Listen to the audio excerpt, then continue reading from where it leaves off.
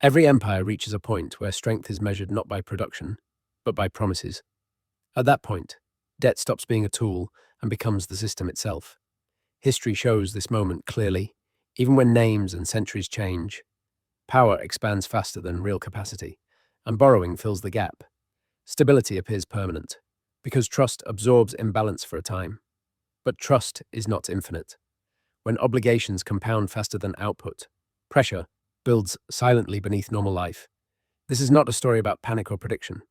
It is about structure, limits, and moment a system begins revealing what it costs. The modern system is built on a simple inversion. Wealth is no longer generated first and borrowed against later.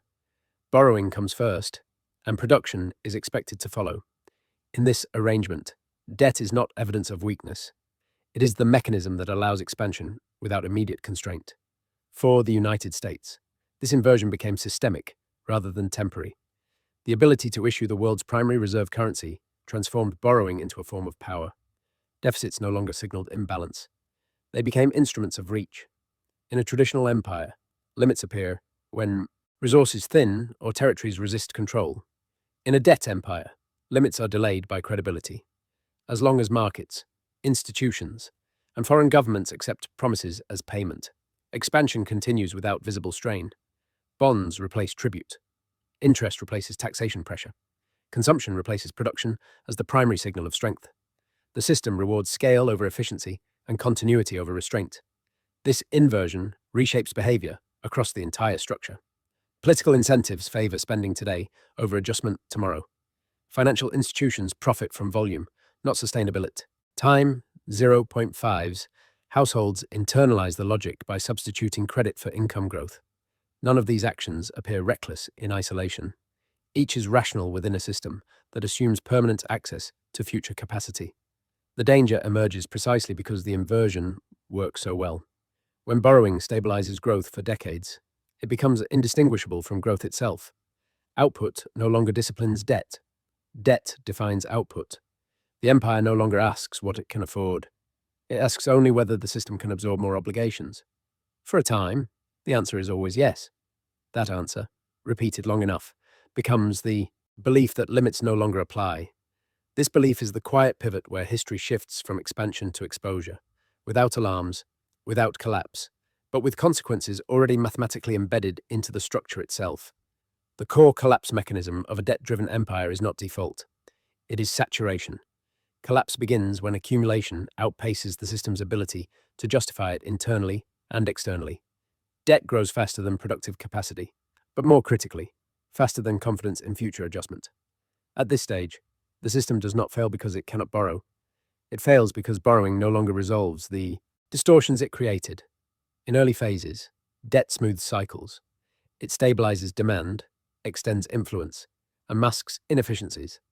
Over time, however, it changes incentives. Capital flows toward financial engineering rather than productive investment. Returns are extracted from leverage instead of output. Risk migrates away from visible balance sheets into layered obligations that depend on continuous rollover. The system becomes increasingly sensitive, not to shocks, but to interruptions. The key mechanism is misallocation. When borrowing is structurally rewarded, price signals lose their disciplining role.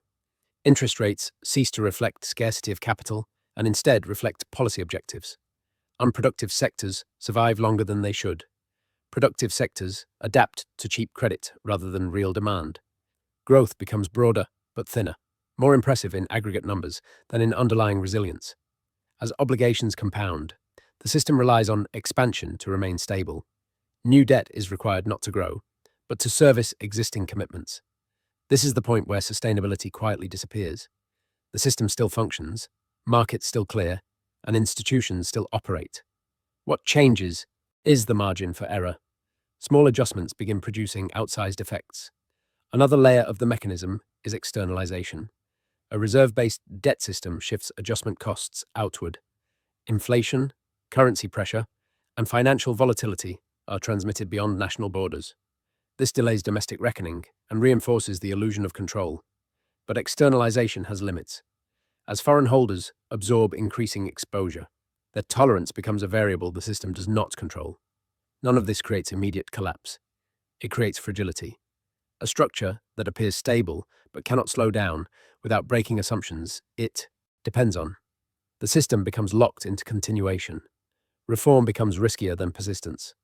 At this point, collapse is no longer an event waiting to happen.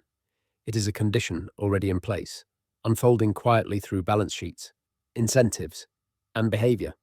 The system remains operational, but it has lost the ability to correct itself without amplification. History does not mark this moment with headlines. It records it later, as the point where reversal was no longer possible. History offers a clear blueprint for how debt-centered empires evolve once expansion outruns capacity. The pattern is consistent even when geography, technology, and ideology differ.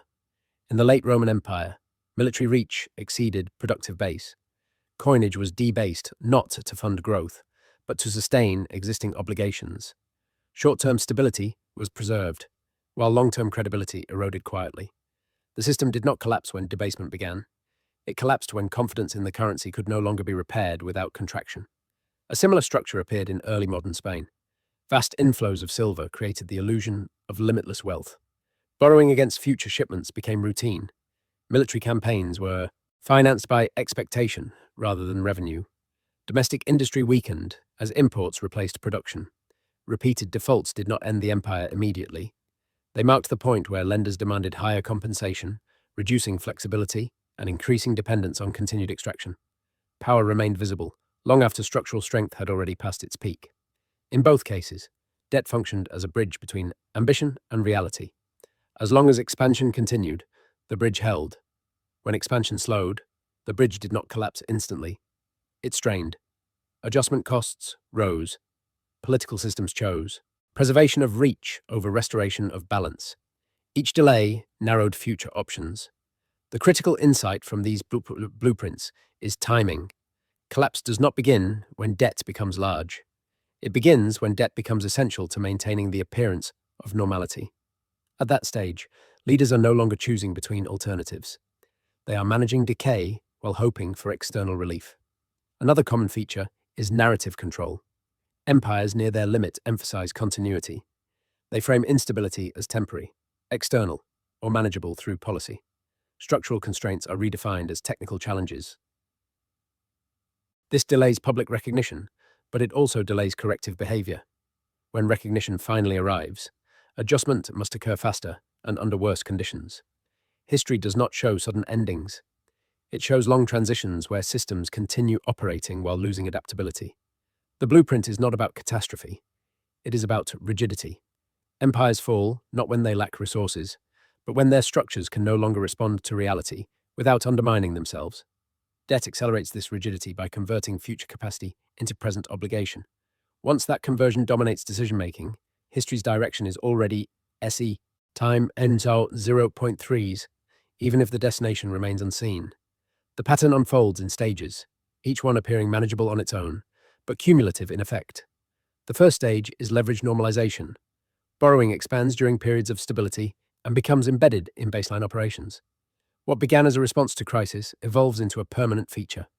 Debt ratios rise, but because growth continues, concern remains muted.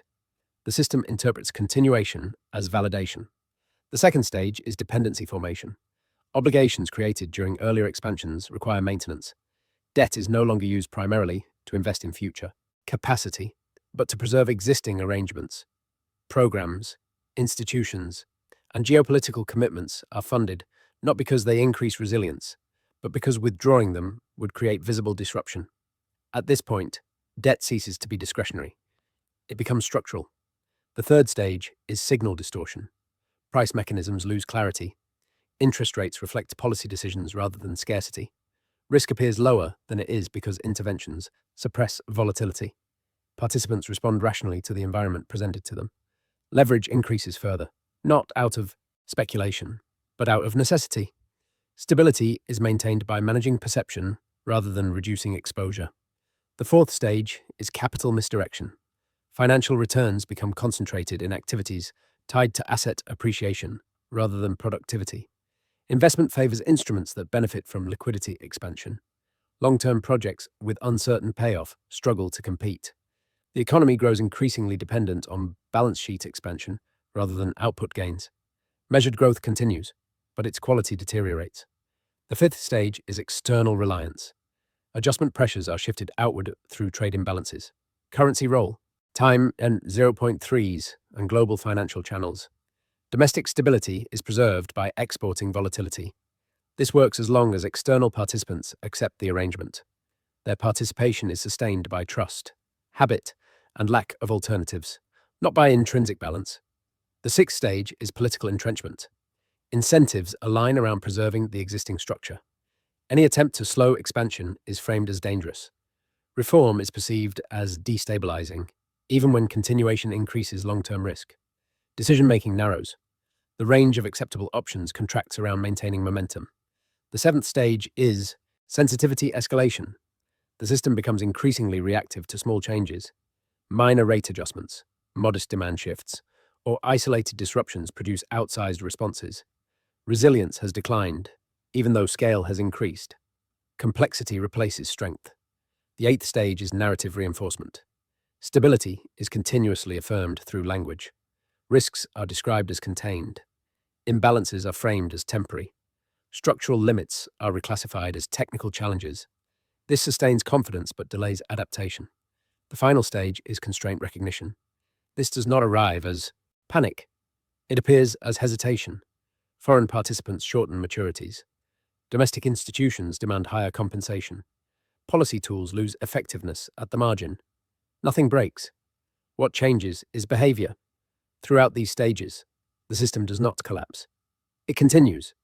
That continuity is precisely what makes the pattern difficult to recognize. Each stage inherits the consequences of the last, while narrowing future choices. By the time limits become visible, the system has already committed itself to a path where adjustment carries higher immediate costs than persistence. At that point, history is no longer shaped by preference. It is shaped by sequence. The modern alignment of this pattern does not require prediction. It requires comparison. The structure described in history maps cleanly onto the present system because incentives, not intentions, determine outcomes. The United States occupies a position no previous empire held at this scale. Issuer of the dominant reserve currency, anchor of global financial liquidity, and guarantor of security arrangements that extend far beyond its productive base. This alignment alters the traditional constraints of debt, but it does not remove them. It delays their visibility. When obligations are denominated in a currency the system itself controls, adjustment can be postponed through issuance, rollover, and policy coordination. This flexibility is often mistaken for immunity. In reality, it is a mechanism for time shifting. Global demand for safe assets absorbs expanding issuance. Institutional mandates, trade settlement practices, and reserve management reinforce participation. This creates a self-reinforcing loop where scale attracts dependence, and dependence justifies scale. As long as this loop holds, expansion appears costless. The system's strength is measured by its ability to place liabilities, not by the discipline of its balance sheet. Alignment also reshapes domestic behavior. Fiscal decisions are insulated from immediate market feedback. Political cycles reward distribution over consolidation. Financial markets adapt by pricing continuity as the base case. Risk premiums compress, not because risk disappears, but because intervention is expected. This expectation becomes embedded across portfolios, institutions, and households. Stability is maintained through assumption rather than margin. Externally, alignment transmits pressure. Trade imbalance. Time 0.3s, currency exposure, and capital flow volatility are absorbed by participants integrated into the system. This is not coercion. It is structural participation. Alternatives exist, but they lack the depth, liquidity, and coordination required to replace the existing arrangement quickly. As a result, adaptation occurs at the edges rather than through rupture. What differentiates the modern stage is speed. Financial integration accelerates feedback. Small shifts in preference propagate rapidly across markets. At the same time, policy tools face diminishing returns. Each intervention stabilizes conditions but increases reliance on future intervention. The system grows larger, more interconnected, and more sensitive. Alignment also narrows perception. Because the system continues to function, its limits are interpreted as theoretical. Stress is managed through liquidity rather than resolved through adjustment. This sustains confidence, but it also accumulates exposure. The longer alignment persists, the more difficult reversal becomes without disruption. None of this implies imminent failure. It implies positional maturity. The system has moved from expansion to maintenance. Growth depends increasingly on balance sheet extension rather than productivity gains. Flexibility is preserved through credibility rather than capacity. This is not a judgment. It is a description of stage. History shows that alignment is not the end of empires. It is the phase where outcomes become path-dependent. Choices matter less than sequence. Once a system reaches this configuration, timing becomes uncertain, but direction becomes constrained. The structure continues to operate, yet its ability to adapt without amplifying stress steadily declines. The modern system has not broken. It has aligned itself with a pattern that has appeared many times before, under different names, with different instruments, but with the same underlying logic. Acceleration begins when stabilizing tools stop reducing risk and start redistributing it forward. At this stage, the system remains functional, but the distance between cause and effect shortens. Adjustments that once unfolded over years begin to register within quarters. Policy responses still work, but their duration shrinks. Each intervention buys time, not a resolution. The trigger zone is not defined by a single event. It is defined by interaction. Rising interest burdens intersect with slower real growth. Fiscal expansion collides with political resistance to consolidation. External participants reassess exposure, not because of fear, but because alternatives, even imperfect ones, begin to matter at the margin. Behavior changes before narratives do. Acceleration expresses itself through sensitivity. Debt servicing absorbs a growing share of resources, limiting flexibility. Market reactions become less forgiving. Liquidity remains available, but its effectiveness declines. Larger actions are required to achieve smaller stabilizing effects. This is not a loss of control. It is diminishing leverage. Time 0.5s. Triggers emerge from routine processes rather than shocks. A refinancing cycle that clears at higher cost. A policy adjustment that fails to calm expectations. A geopolitical demand that increases obligations without increasing capacity. None of these are catastrophic individually. Together, they compress the adjustment window. The system responds by leaning further into its existing logic. Issuance increases. Guarantees expand. Coordination intensifies. These actions stabilize conditions, but they also increase the future dependence on the same tools. Optionality narrows. Reversal becomes riskier than continuation. What marks the trigger zone is not collapse, but constraint. Choices remain, but their consequences accelerate. Delays compound faster. Errors propagate wider. The system's scale magnifies every decision. Stability becomes a managed state rather than an emergent one. In this phase, visibility increases without clarity. Participants sense rising tension but lack a definitive signal. The system does not announce transition. It drifts into it. Acceleration does not mean failure is imminent. It means the margin for adjustment has thinned. History records this phase not as the end, but as the point where sequence overtakes discretion. The consequences of a mature debt system do not arrive evenly. They distribute asymmetrically, following exposure rather than responsibility. Adjustment does not target the structure that accumulated obligations. It targets the participants least able to reposition quickly. Purchasing power erodes before balance sheets contract. Volatility appears in access rather than availability. Credit still exists, but its terms change. Institutions closest to issuance retain flexibility longer. Those dependent on fixed incomes, delayed wages, or rigid mandates absorb pressure. First, internationally, exposure manifests through currency shifts, capital flow reversals, and funding mismatches. Participation that once provided stability begins transmitting stress back to the core. This phase does not feel like crisis. It feels like compression. Options narrow, buffers thin. Decisions carry heavier consequences. The system continues to function, but it functions by reallocating cost rather than eliminating imbalance. What becomes visible is not failure, but prioritization. Resources flow toward maintaining continuity at the center, while adjustment is pushed outward and downward. This is not malicious design. It is structural outcome. Debt systems resolve pressure by redistributing it through time, geography, and hierarchy. Those furthest from decision-making experience the effects first, while the system itself remains intact, increasingly rigid. and progressively less forgiving of error. The final distinction in every debt-centered empire is not intelligence, intention, or policy sophistication. It is position within sequence. Systems do not fail when participants lose confidence. They adjust when confidence must be managed rather than earned. Time G0.5s. At that point, outcomes become constrained by structure, not preference. The question history repeatedly leaves unanswered is not whether limits exist, but how long credibility can substitute for capacity. Debt empires do not collapse at a moment. They transition across thresholds where flexibility declines quietly and options narrow invisibly. Timing remains uncertain. Direction does not.